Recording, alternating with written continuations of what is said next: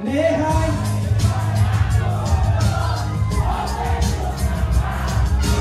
Boteng dukani lebon sami jolpana kita Nehai kibai agung malam Boteng duk nang hanto Boteng dukani lebon sami jolpana kita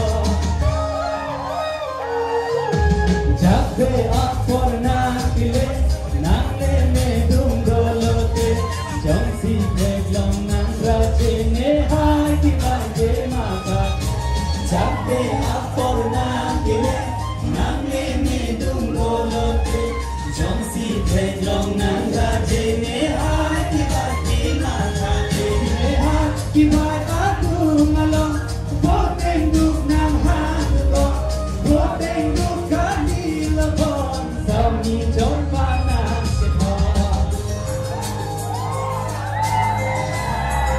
Labang so alunjir kita bukan ada. Cuma ini kudu. Contoh orang bahasa labang so alunjir kita. Alam kita atau orang itu mah. So kalau ada sama mau. Ha ha ha. Ha ha ha. Ha ha ha. Ha ha ha. Sabji ki buang. Sami nang celong buong Dijagi adang bom Sami nang adang bom Sok ciliki buang Sami nang celong buong Dijagi adang bom Sami nang adang bom Nehai kibai agung along Naltung di warung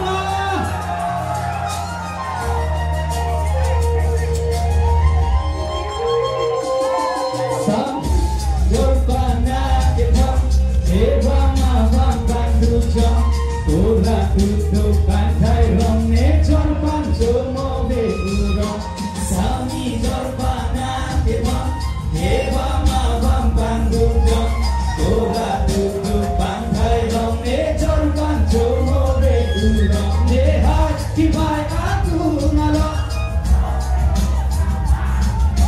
Boteng dukani lebon Sami jorpana kebang Nehai kibai agung along Boteng dukani lebon Sami jolpana Jolpan berdoa bele